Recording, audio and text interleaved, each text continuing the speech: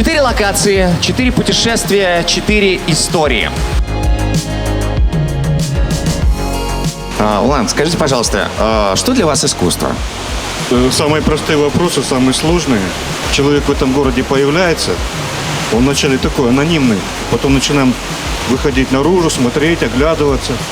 А потом вдруг замечаем, что потихоньку мы сами становимся частями этого города.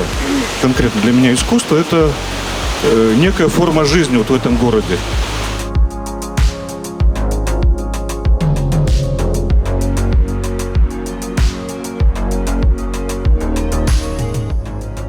Я искала работу, хоть какую, любую. И мне предложили стать пресс-секретарем тогда. Вот сначала я не понимала тазовик, а что там делать, я же была очень закрытой. Мне сказали создать страницу. Там было всего 2 подписчика, а сейчас об этом предприятии знает весь город. Ну вот одно из последних, наверное, снова средств, которое было с солью. Я помню мы сделали на снегоуборочных машинах, как он подсыпает, просто распечатали, я с собачкой дома вырезала, мы это все приклеили.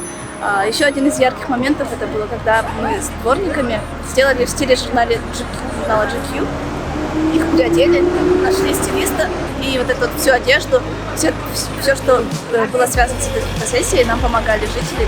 Мы на этом не тратили никаких денег. Получилось очень круто.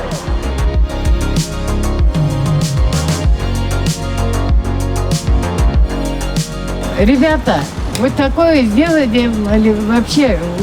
Вот эти ребята, которые молодые совсем, Хыздар, Балдар. Вы знаете, это лучше всех званий, лучше всех там религий. Молодцы, ребята. Я прям преклоняюсь перед вами.